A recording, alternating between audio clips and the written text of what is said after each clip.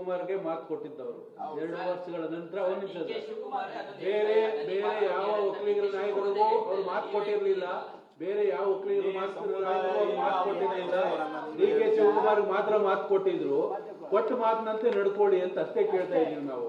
ಮತ್ತೆ ಇರತಕ್ಕಂಥ ಎಲ್ಲ ಒಕ್ಕಲಿಗರ ನಾಯಕರಲ್ಲಿ ಕಾಂಗ್ರೆಸ್ ಪಕ್ಷದಲ್ಲಿ ಡಿ.ಕೆ. ಶಿವಕುಮಾರ್ ಅವರೇ ಸೀನಿಯರ್ ಇರ್ತಕ್ಕಂಥದ್ದು. ಇಡೀ ಒಕ್ಕಲಿಗರ ಸಮುದಾಯ ಅವರು ಡಿ.ಕೆ. ಶಿವಕುಮಾರ್ ಬೆನ್ನಿಂದ ಇದೆ. ಹಾಗಾಗಿ ನಾವು ಸದ್ಯಕ್ಕೆ ಅಪ್ರಸ್ತುತ ಅದು ಇಲ್ಲ ಅಂತಲ್ಲ.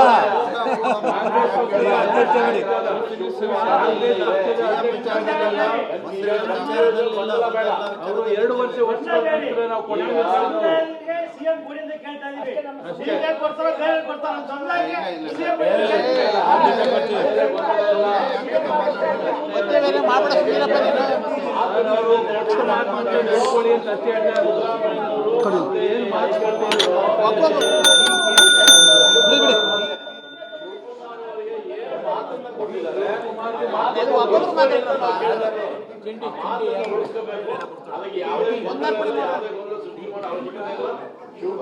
ಮುಗಿತ್ರಾ ಎಲ್ಲ ಆಯ್ತು ಬ್ರದರ್, ಹೇಳಿ. ಇಲ್ಲ ಮುಗಿತ್ರಾ? ಈ ಸಭೆಗೆ ಬಂದಿರ್ತಕ್ಕಂಥ ಎಲ್ಲ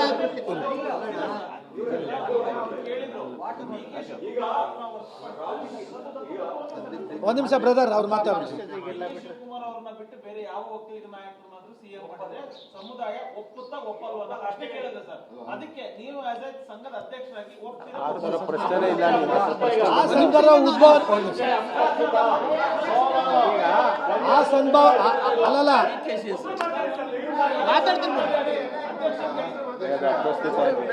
ಆ ಪ್ರಶ್ನೆನೇ ಇಲ್ಲ ಬಿಡಿ, ಆ ಪ್ರಶ್ನೆನೇ ಇಲ್ಲ. ಪ್ರಸ್ತುತ ಇವರು ಮುಂಚೂಣಿಲಿ ಇದ್ದಾರೆ. ಆಯ್ತು, ಒಂದ್ ನಿಮಿಷ.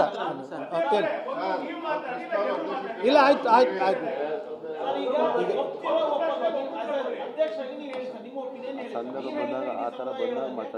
ನೋಡಿ, ಆ ಪ್ರಶ್ನೆ ಉದ್ಭವ ಆದಾಗ ಅದನ್ನ ತೀರ್ಮಾನ ಮಾಡ್ತೀವಿ. ಅಂದಾಗಂಟ ತೀರ್ಮಾನ ಇಲ್ಲ. ಈಗ ಸದ್ಯಕ್ಕೆ ಡಿ.ಕೆ. ಶಿವಕುಮಾರ್ ಅವರೇ ಮುಖ್ಯಮಂತ್ರಿ.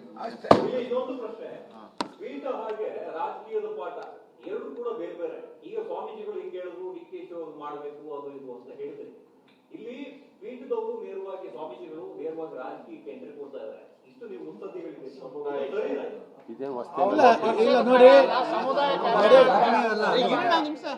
ಒಂದ್ ನಿಮಿಷ ಮಂಜೇಗೌಡ್ರೆ,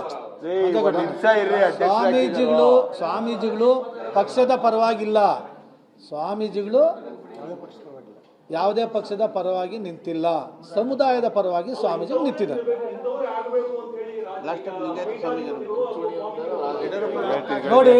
ನೋಡಿ ಇವತ್ತು ಕಾಂಗ್ರೆಸ್ ಪಕ್ಷದಲ್ಲಿ ಮುಂಚೂಣಿಲಿರ್ತಕ್ಕಂಥ ಡಿ.ಕೆ. ಶಿವಕುಮಾರ್ ಅವರು ನಮ್ಮ ಸಮುದಾಯದವರು.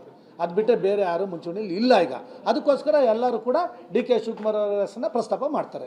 ಅದರಲ್ಲೇನು ತಪ್ಪೇನಿಲ್ಲ.